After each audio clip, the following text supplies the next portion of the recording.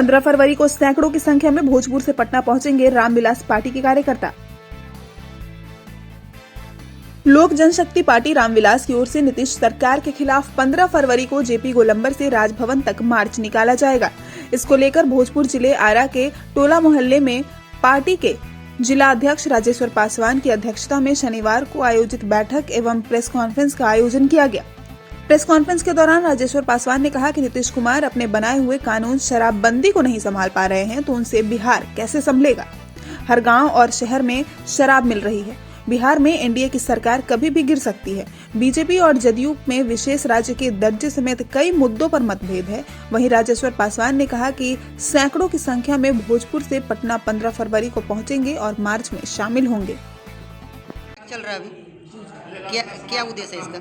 आज प्रेस वार्ता और हमारे जितने पार्टी के भोजपुर के पार्टी के पदाधिकारी हैं उनका रामविलास का, क्योंकि आगामी 15 फरवरी को जेपी गोलंबर पटना से राजमहल मार्च हम लोग करेंगे। उसकी तैयारी के लिए हम लोग बैठे हुए हैं आदरणीय चिराग पासवान जी के नेतृत्व में।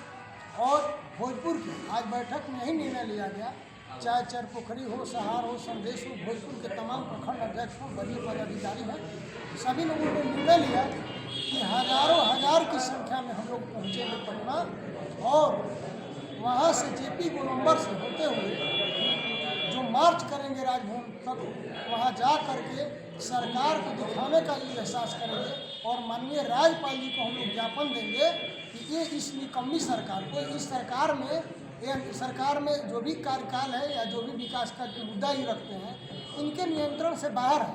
आज देखते हैं कि कह रहे हैं कि हम शराबबंदी किए हुए हैं, सब जगह शराब से गरीब मर रहे हैं और बालिका गृह में जिस तरह से काम हो रही है, भ्रष्टाचार बढ़ रहा है, बहुत जगह कर्जालयों में बिना पैसा का कोई काम नहीं हो रहा है। आप देखते होंगे और पत्रकार बंदियों के माध्यम से ये सभी जगह सभी लोग अवगत हैं।